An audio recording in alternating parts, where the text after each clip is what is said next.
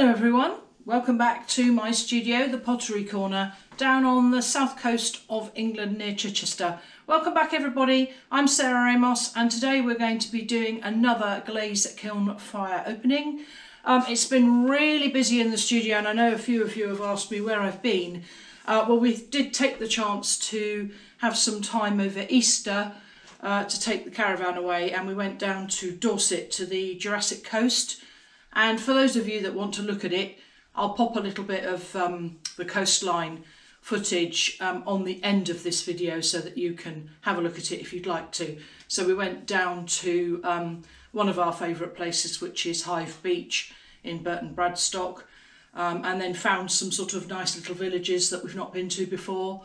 So I took a little bit of footage just so that you could see it for those people who don't have the opportunity to live near the sea.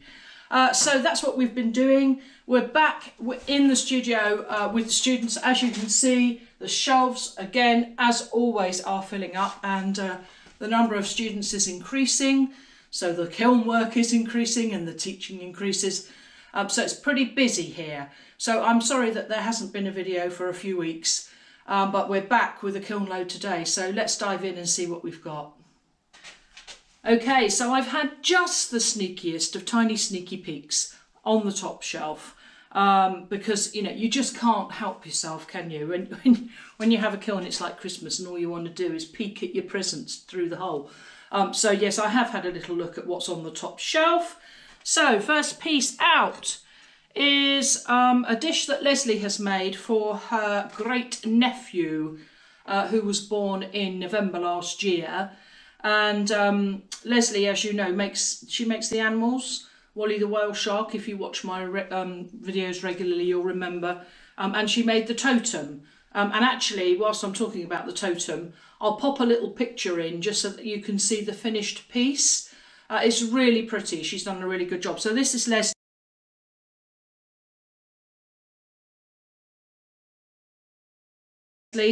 And Theodore's dad is a policeman.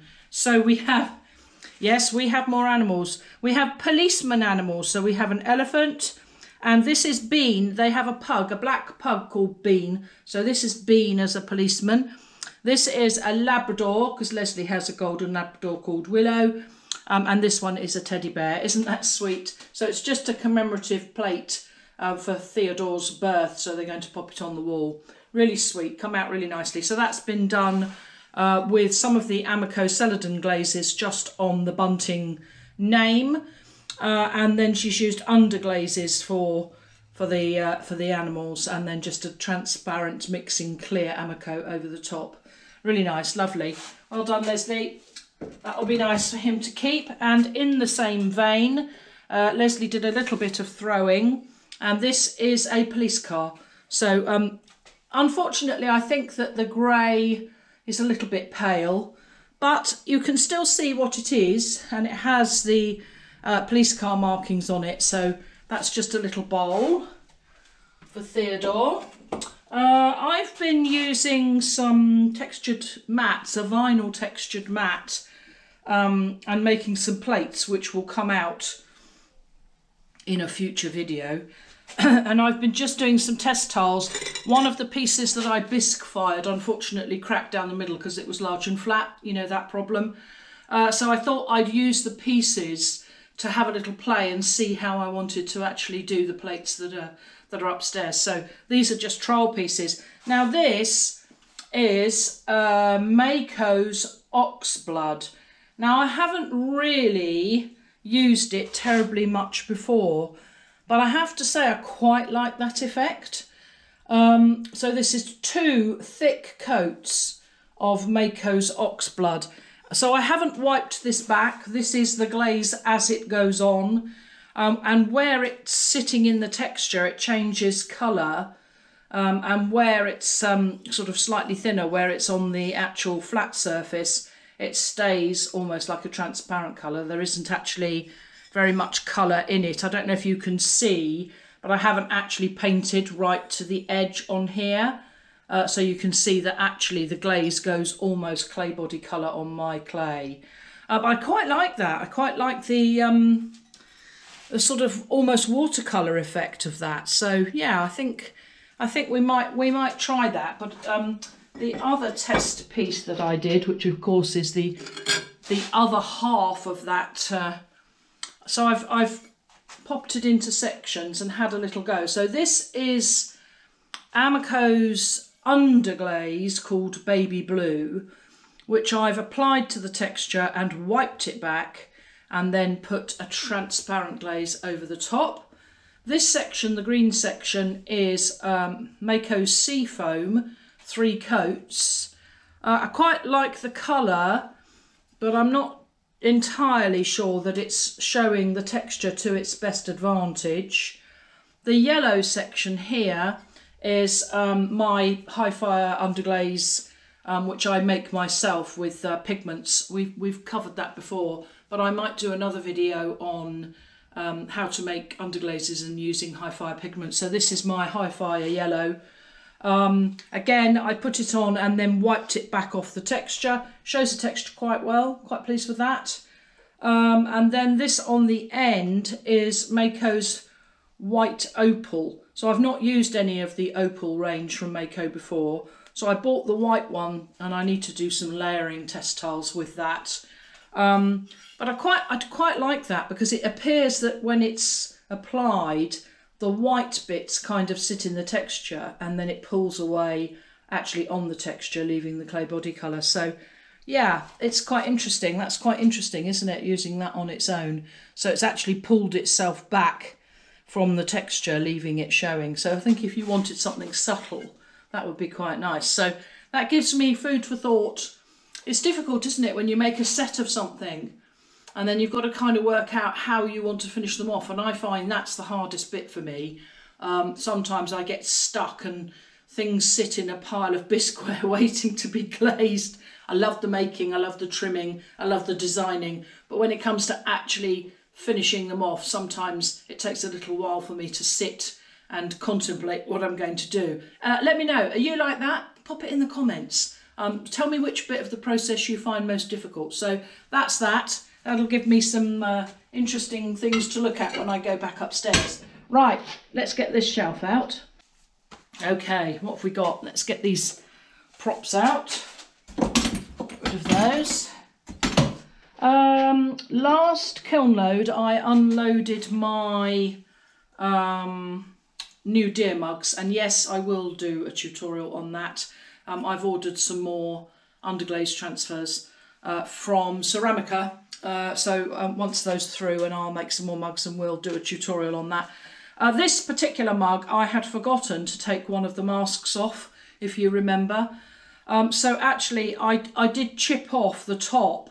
So this is where the mask was not removed, and what I've done is I've just chipped it off and then popped a little bit of transparent over the top of that, just so that I can use it. I can keep this mug now. You know, I won't be able to sell it because it's, you know, it's not quite perfect, but nonetheless it's a usable mug and I shall be able to keep it for myself. So, you know, there's always a silver lining, isn't there, when something like that happens? Actually, it means that I get to keep one of these. So I've just popped a little bit of transparent over the area where I've chipped off the top section where the mask wasn't removed. So that's one of my deer mugs. Interestingly, on a second firing, the deers have kind of gone slightly more sort of heathery looking, which is quite interesting, where obviously second firing has altered the original glaze on the surface. So yeah, nice, like that. Next we have Jane has made some more little leaves. I'm just taking the cookie off of the bottom. So these are textured with a roller and then cut out with a cutter and then sort of made into a nice shape, and then she's got 3 little feet on. They're really sweet, nice little ring dishes. This one is glazed in Mayco's Meadow, which you can't really see on the texture, but as is always the way, is nice lemon and lime on the back. So yeah, really pretty, and they sit nicely because they're shaped. So that's the first of those. This is the second. of those. And again, it's got a cookie on, which I might have to knock off. My trusty hammer. Give it a tap. It just comes off. It's just that one of the feet, there's just a tiny dribble on there. I'm just watching my fingers. So that's the reason that I use the cookies, is that actually if I hadn't have put it on a cookie, that would be on my kiln shelf. This one is Mayco Jungle Gems Goth Iris. So I take the Jungle Gems up to my normal cone 6, which you're not supposed to, well, I say you're not supposed to do that. You know, the Glaze police aren't going to come out and tell me I'm naughty. But usually Jungle Gems are better fired to bisque temperature. But actually, I glaze fire them to my normal 1212 centigrade, and actually I quite like the way that they go when that happens. So this is a Mayco Jungle Gems Goth Iris. Isn't that pretty? It does kind of negate the texture actually on the leaf, but again, that's the back, and again, you know, in some ways the back's nicer than the front, but it's pretty. It's very pretty. It's got sort of blues and lime colour in it. It's really pretty. So yeah, that's another one that looks nice, and together as a set they'll look really nice. And then this one, this is the third of those, and that is Amaco True Celadon, which was one of the first glazes that I ever bought, so that's a real goodie. So that's a Celadon glaze. Nice and clear and shiny, shows up all that texture, nothing's been put on there and wiped back, that's just the glaze sitting in the texture. So that's Amaco's True Celadon, a very good glaze, like that one. And as I say, the three together, so the three as a set, they go really nicely, the colours are really good. So those are lovely, Jane will be pleased with those. Next, this is Kathy's bowl, so she's thrown it on the wheel. And this has been decorated using slip and carving. So this is one of my studio slips in this lovely sort of mid-green colour, lovely. And then so she's thrown the bowl, trimmed the bowl, covered it in 2 or 3 layers of slip, and then left it to dry, and then carved away the pattern to reveal the white clay body underneath. And then she's just popped a transparent glaze over the top. Really nice. I like this border. Isn't that nice? Quite like that. Very simple, but very effective. So yeah, that's a lovely bowl, Kathy. Really nice. Very clever. Like that. I think Kathy's going to do a bit more of that. I think she quite likes that process. Then we've got some... This is George's work. So I have exciting things with George. I just found out that George does Japanese calligraphy, and he wanted to. He's a new student here, and he wanted to sort of combine the pottery and the calligraphy.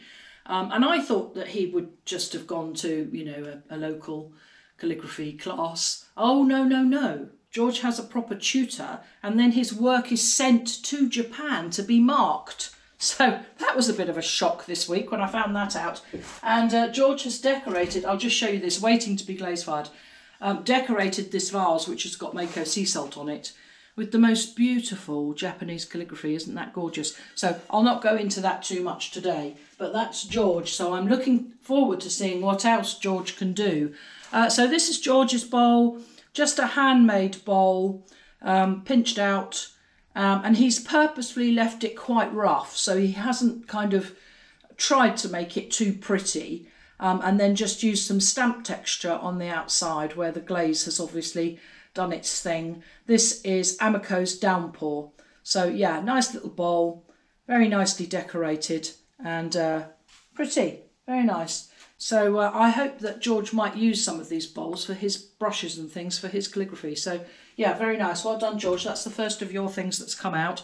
Now, we kind of knew this was going to happen. There's 2 more things on this shelf, so I'll show you the bad and then I'll show you the good. So this is, I'm pretty sure, I'm going to be really careful. Right, looks really good as it's on its cookie, but it had the thinnest bottom of any pot I've ever seen, and we have actually lost the base out of it. I'm not surprised is the answer to that.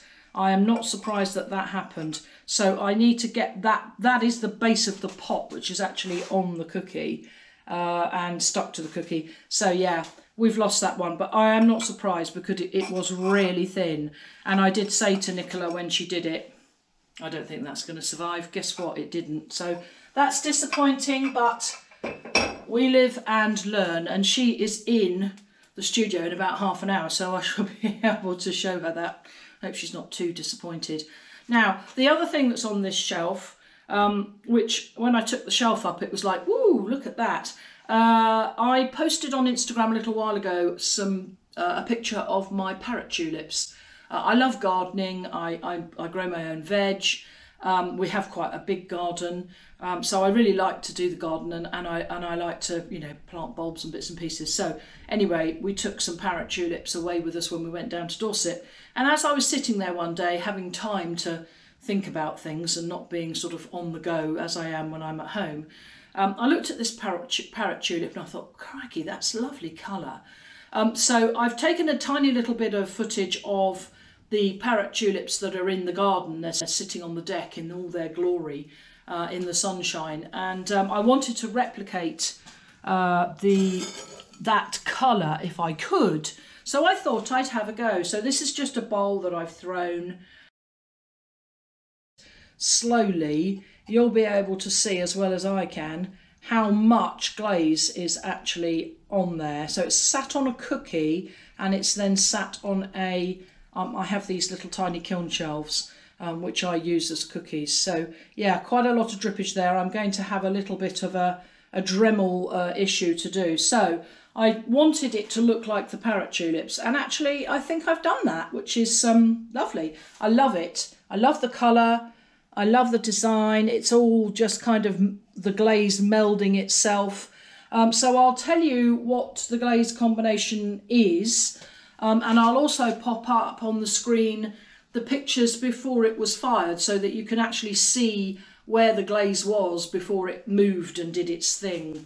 So the glaze combination of this parrot tulip trial are textured turquoise. So these are all Amaco glazes. No, they're not all Amaco glazes. Some of them are. Amaco's textured turquoise, Amaco's seaweed and Amaco jade, marigold, weeping plum, Mayco's raspberry mist, and Mayco's clear cascade, which I just put on the rim. So if you look at the picture of the unfired piece, there's some white on the rim that's dribbled down, and that is Mayco's clear cascade, which I've used as a flux. And actually it really worked as a flux because it really has taken everything down with it. It's lovely. So yes, I'll get this cleaned up, and I think that's going to be quite a spectacular thing on the side. Yeah, lovely. Like that. Do you like that? What do you think? Pop it in the comments. Quite like that one. It's going to be a little bit of a dremeling exercise to get all that off of the cookies, but that's life. Right, I'll just get this shelf out. Right, interesting things in here. So let's do the slightly in. That one is George's other bowl that goes with his. So they match. So that again is Amaco's Downpour, slightly bigger, pinched out pot. Yeah, really nice actually. Quite like that. I like the texture on it. Just used one of the little stamps and repeated it 3 times. That's rather nice. Next we have one of Nicola's, and yeah, interesting. I don't know what that glaze was that she used on the bottom of there. So I have popped this on a cookie, as I do, as you know, but if you can see, that is Mayco's Aurora Green on the top, and I don't know what this is down here, but if you have a look at the bottom of it, it's literally gone right the way down the side of the pot and right the way over the bottom and stuck the cookie to the base. So that is going to be a dremeling nightmare. Yes, that will be quite interesting. Actually, it's not Nicola's, it's Trina's. So that is Trina's, but it's actually glazed. It's come round and down and glazed the whole of the bottom of the pot, which of course wasn't glazed when it went into the kiln. So yeah, really nice, lovely dripping on it, but that's going to be a nightmare to get that cookie off of there. But we will do our best. Pretty little cup. That's Trina's first throwing, so she came to a throwing course. And the Aurora Green is really nice. It's got sort of some crystals forming in here, which I hope you can see. And indeed on the inside, you can probably see them slightly better on the inside. Isn't that lovely? Nice combination, but I can't remember what that was. I think it's Mayco sea salt, you know, because it's Mayco sea salt inside, which makes me think that because this has fluxed itself down, it's changed the Mayco sea salt into a glossy glaze, but I can't say that for sure. I'll have to check with Trina. But yeah, nice cup.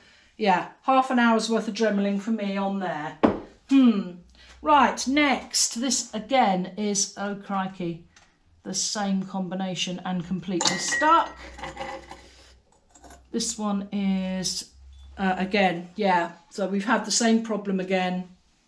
Again, a nice mug. I think this one is Nicola's, although I couldn't tell you because it's underneath the cookie. Done exactly the same thing. I think that one might be Amaco's textured turquoise on the rim, but it's melded itself rather nicely with the sea salt inside. Pretty. I don't know what this is. I've got a feeling it might be, I'll put it on the screen. Can't remember the name of the glaze, but I've got a feeling I do know what that is. But again, haha, another dremeling nightmare for me on there. That's going to take me ages to get that off of there without damaging that, but we will do our best. Right, next. This one is, again, Nicola's, more successful. So that is Amaco's blue rutile on the rim, Mayco sea salt inside, which is matte. There's a little bit of pinholing in there where the two of them have mingled, so they obviously don't like each other terribly much, which is a shame. And then this on the outside is Mayco's matte grey, which is quite nice. It's like a sort of a bluey grey, but matte finish. And then this is just clay body in the middle, so the stripe is just clay body. Quite nice that, but yeah, the pinholing here is where Mayco and Amaco are not talking nicely to each other. I hope you can see that just in this section on this mug. So that is Nicola's. Next, and again, gee whiz, it's a day of oh, that's come off, that's good. It's a day of glazes flowing. So this is Claire's. She's a very good thrower. She's got a pinhole right down in the bottom of there. I can't remember what this combination was. I will have to ask her. If I can ask her and stick it on the screen, I will do, because actually it's really nice, but much too much glaze, or much too much glaze with flux in it, because it's come right the way down. It was just as well that she didn't take that down to the base, because it would have literally stuck it on. As you can see, it has stuck the cookie on, but that's not so bad. I can get that off with the Dremel. Actually, it's a really nice combination, whatever it is. Pretty, isn't it? Do you like that? Rather nice, lovely, lovely mug, really nice, and it's quite a nice size. When they start throwing, they tend to throw things quite small until they get used to the shrinkage. So that's a reasonably small mug, but nonetheless a very useful one. And a very nice pulled handle. Pretty, isn't that pretty? Sits nicely in the hand, feels nice. So well done, Claire, that's lovely. There's a jug in that, so that's the same combination. In fact, that one has melded itself to the cookie.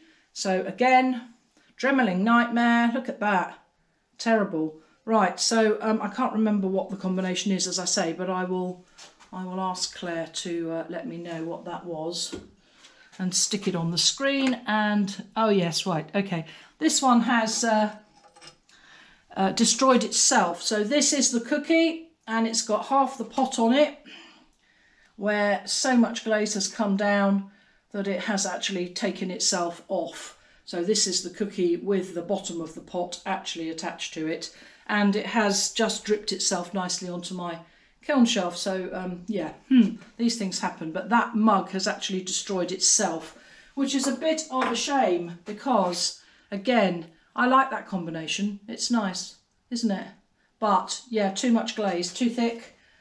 too much of it and too much flux, but nice nonetheless.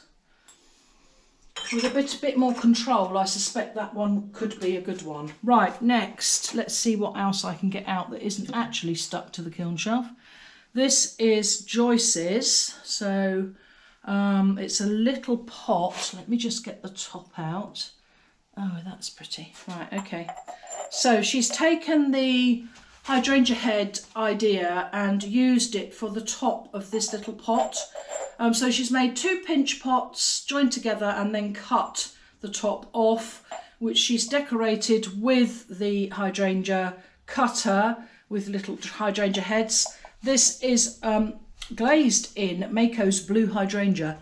Pretty, isn't that pretty? Like a mauvey, lavendery colour, really rather nice. She's used the same on the inside of the pot, so that's Mayco's blue hydrangea in there, and then just put white snow, Amaco snow on the outside. Yeah, that's a sweet, isn't that sweet? Very pretty, and I think she's made that one for her sister, so that'd be lovely on a dressing table, very pretty. Next, this again is Joyce's, that again, ho!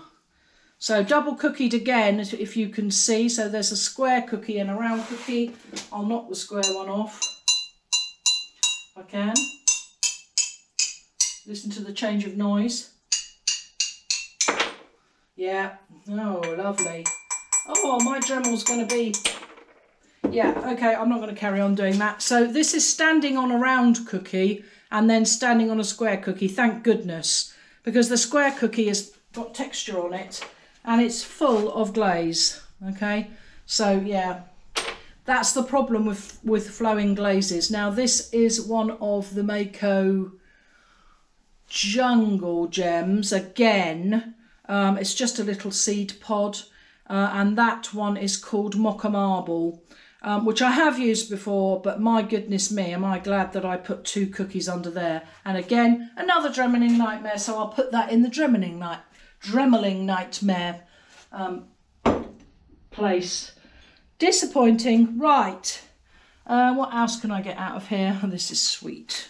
So again, this is for Leslie's grandnephew.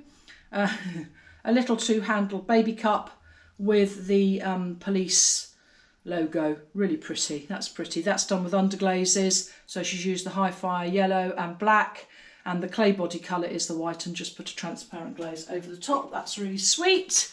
And this is another one of those. Oh, actually he's come out. That's interesting. So she's popped an elephant on this one because she said that she thought that the handles looked like an elephant.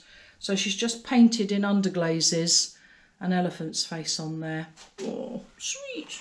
Very sweet. I like Leslie's imagination. She's very good with her designing. And there's a couple of... Helen's just making some little shapes to put on a mantelpiece. Oh, that one did come off. Because she's got a little tiny thin mantel shelf that she can put some little bits on. Those are rather nice. Can't remember what glaze that is. Looks like iron lustre to me. Pretty. And the rest of the stuff that's on this shelf is actually attached.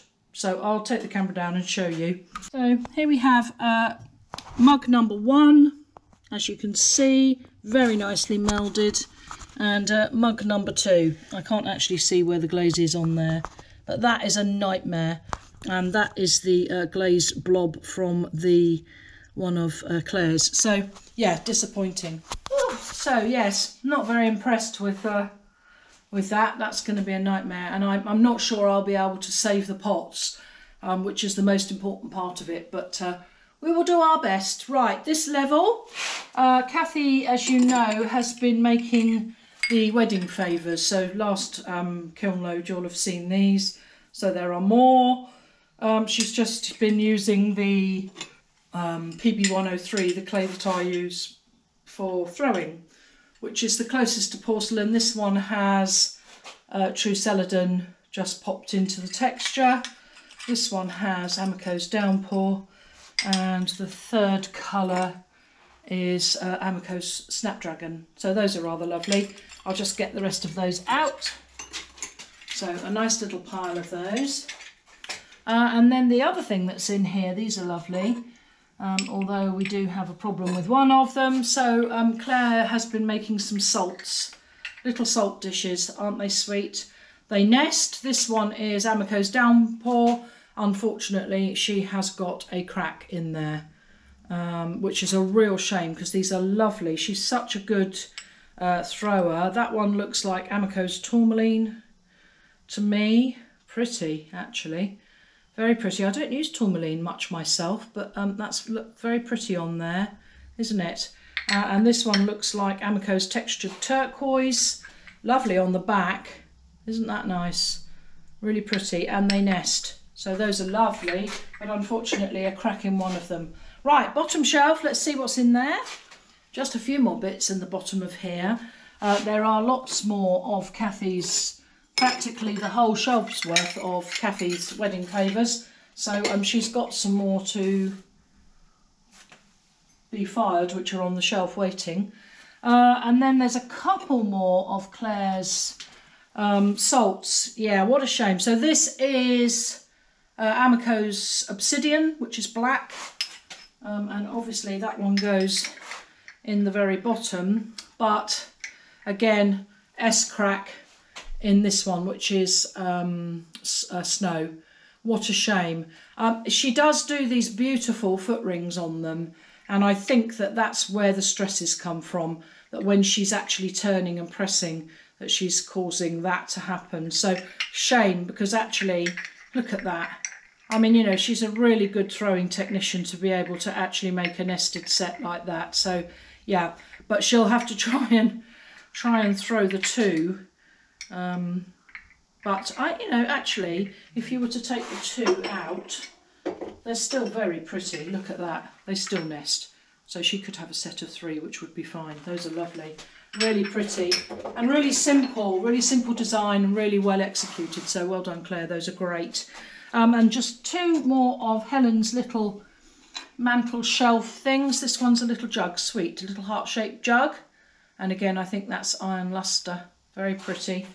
And this one has stuck itself to the cookie. Oh no, it's come off. Wonderful. And that's just a little pot with some texture on the rim. So those are rather nice as a collection. The rest of what's in there are Kathy's, so that's all we've got in the kiln today. A few shout outs, so let's do those.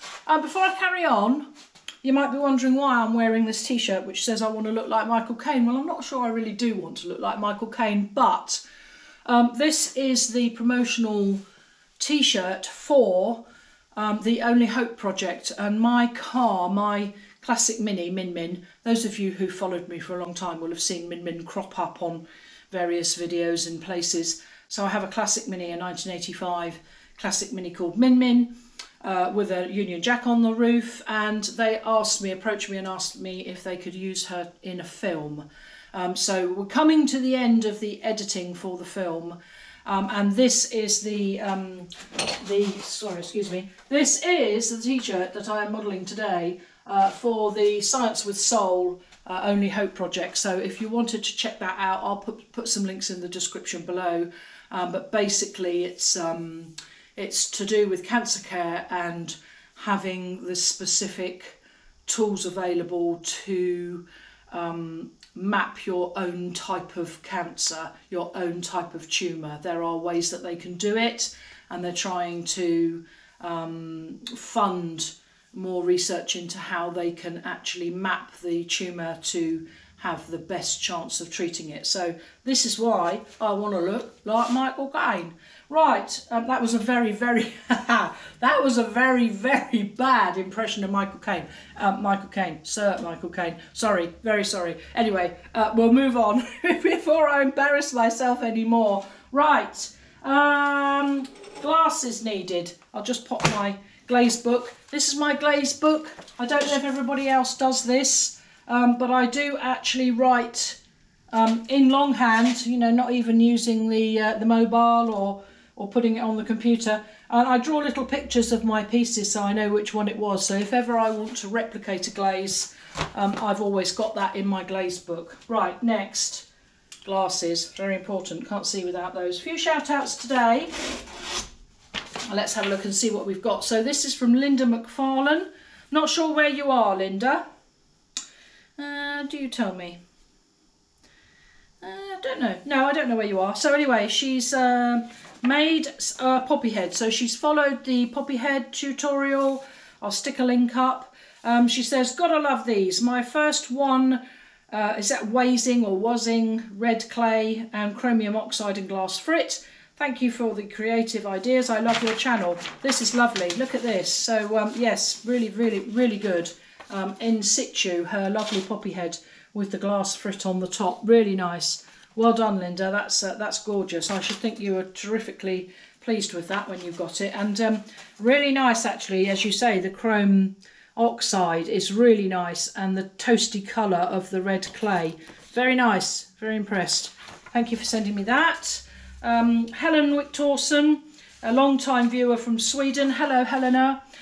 She has purchased the hydrangea head kit to make her own porcelain hydrangeas. So again, there's a 3-part tutorial on how to make your own hydrangea heads, and there's a kit which includes the cutters and the glass frit and the template, etc. in my Etsy shop. So again, details of that are in the description below.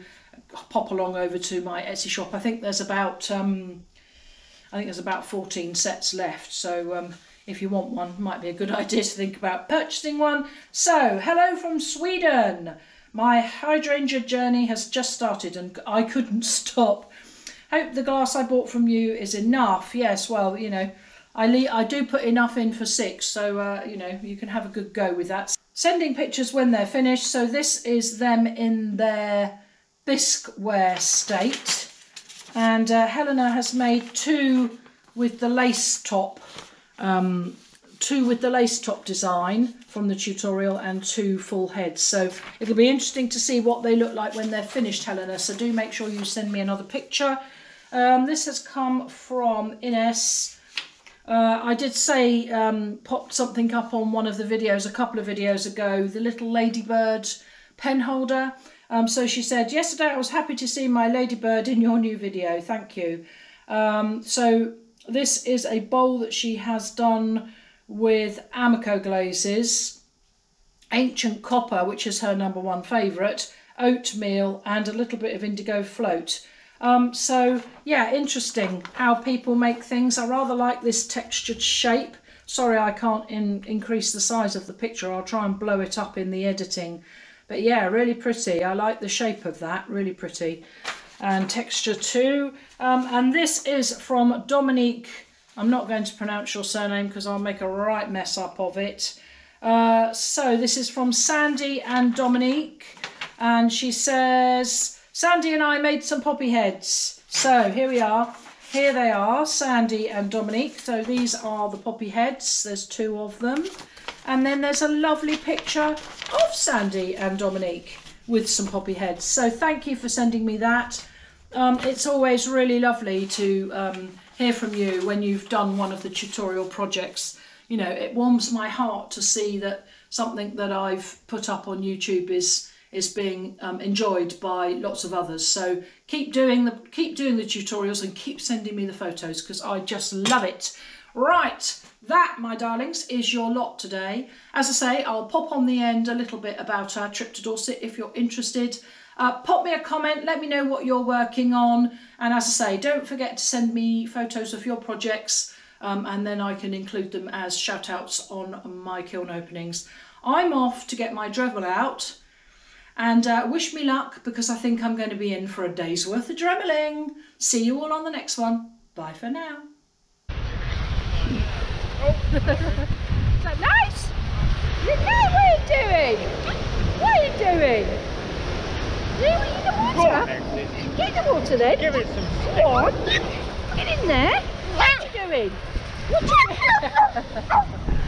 doing? Go on, stop barking. Do you mind? No. Do you mind? Go on, off you go. Come on, you two. Off you go. Go on. Go on. Get on with it. Leave that alone. Come on. Come on then.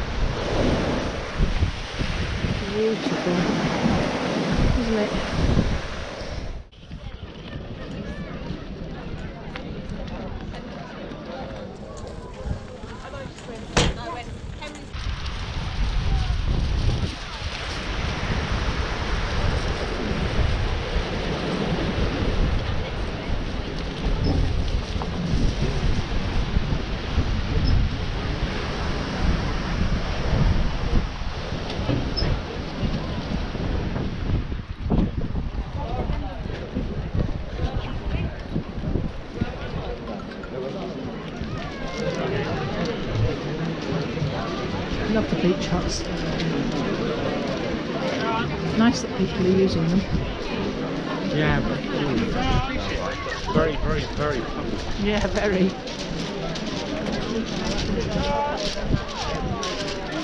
Just sugared almond colours though, aren't they? Yeah, They're lovely. Yeah, they are. What are you two doing? Eh? What are you up to? Eh? What are you doing? Cheeky ones, aren't you? You're going to fly away when I walk past you, so no. Are you full up with chips? Are you? The size of them. They're enormous, Get a aren't decent they? Sunday roast out of one of them. Yeah, have one of them for Thanksgiving. Cool, he's a big one. Look at him. Yeah, he's a big one. He is a big one. He's much bigger than the others. I've got down the other way, I can tell you. Marvellous. I was just saying, is this a completely typically British thing to do, crabbing? Yeah. Do you reckon it is? Yeah. Do they do it anywhere else? I've never seen it anywhere else. No. No, absolutely. It's good fun. Great to see people doing it too. In the sunshine. Yes, you can't have that. No, I know you'd like it, but it wouldn't like you. Thanks very much. Enjoy your morning. That would nip you on the nose.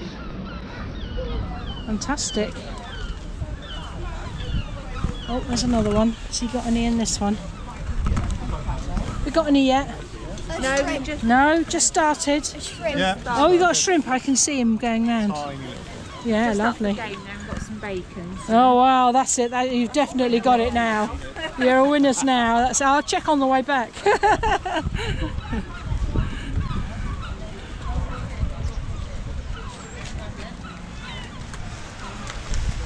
Nice to see the fishing boats, isn't it? Yeah. It is lovely here in the sun. Beautiful.